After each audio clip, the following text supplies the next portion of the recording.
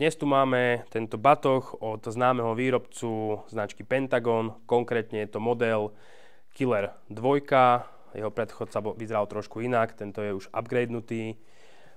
Vpredu na tomto batohu môžeme vidieť prípravu na MOL systém, čiže si sem vieme uchytiť kopu vecí. Veľmi takou dôležitou vecou pri tomto batohu je to, že na výrobu bol použitý veľmi kvalitný materiál, čo je Nylon D500, takže myslím si, že tento batoh zvládne viacej, ako by ste od neho očakávali.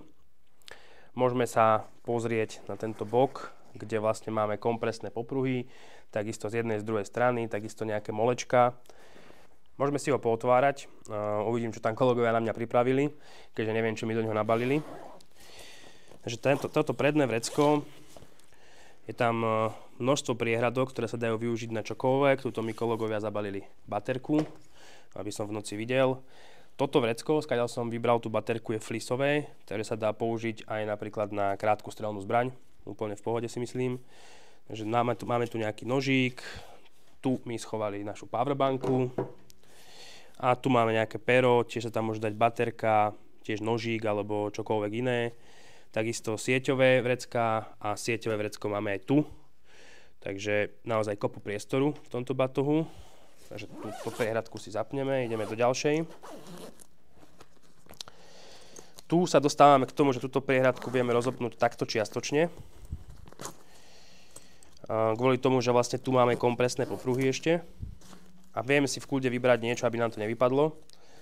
Tu mi dali termošku od Higmikro. Tu mám ďalekohľad, chlapci ma vybavili statočne.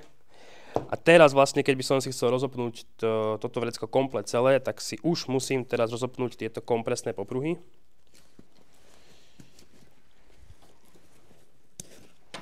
A to vrecko si viem vlastne takto kompletne otvoriť.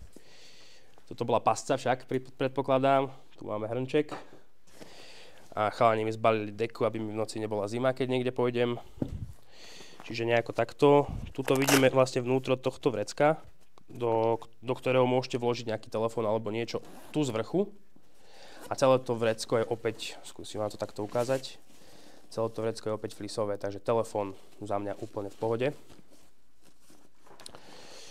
Tak ideme si to celé pobaliť a ukážeme si, ako ten rúbsák vyzerá na chrbte. Takže batoh sme si znovu naplnili a ukážem vám ešte zadnú časť tohto batohu. Tá vyzerá nejako takto. Veľmi dôležitá vec, že toto tu je plast, je to tvrdené. Potom tu máme polstrované tieto 3Dčka, ktoré slúžia na to, aby ten batoh naozaj bol pohodlný na chrbte. A tu v zadnej časti máme priestor na hydratačný vak. Čiže sem vieme dať hydratačný vak, ktorý vlastne tú hadičku z toho hydratačného vaku prevlečieme tadiaľto. A jedna, druhá strana, už ktorákoľvek strana, je vám lepšia, viete vyviesť tú hadičku von, alebo môžete teda vyviesť rôznu kabeláž, alebo čokoľvek budete potrebovať. A teraz si môžeme ukázať, ako ten batoh vyzerá na chrbte. Takže zapneme toto.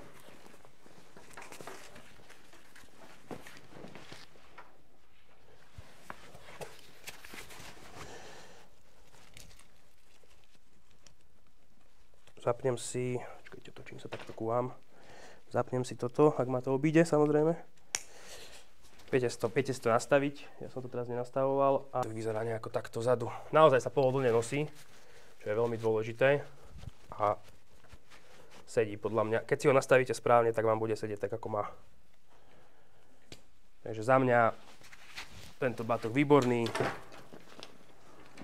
A ak vás budú zaujímať kľudne nejaké otázky, píšte nám to na naše sociálne siete, dajte nám odber na naše sociálne siete a veľmi radi vám vysvetlíme ďalšie veci pri ďalších videách.